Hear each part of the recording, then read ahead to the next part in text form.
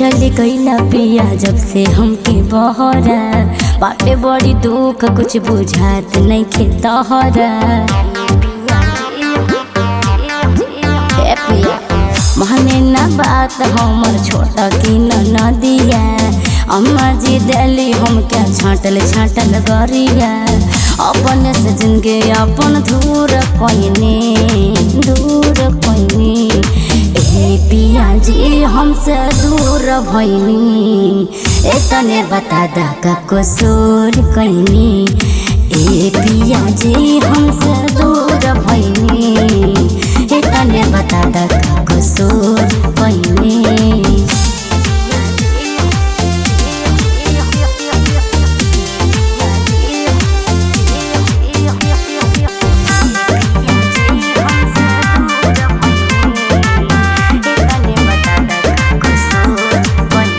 जब रहे नहीं दूर तोहरा काहेला बियाह कैला, रोज रोज लड़े ननदी जिंदगिया तबाह कैला।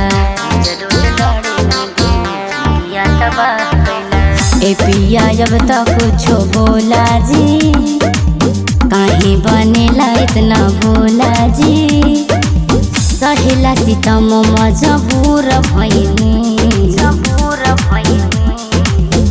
पिया जी हमसे दूर भइनी, एतने बता दा का कसूर कइनी। ए पिया जी हमसे दूर भइनी, एतने बता दा का कसूर कइनी।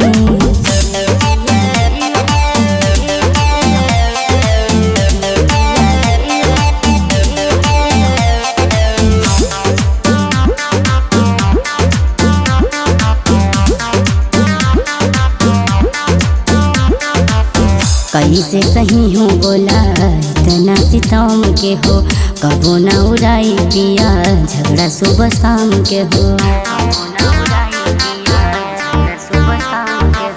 करेला मन मर जाई हो, ले जहर हम खाई हो।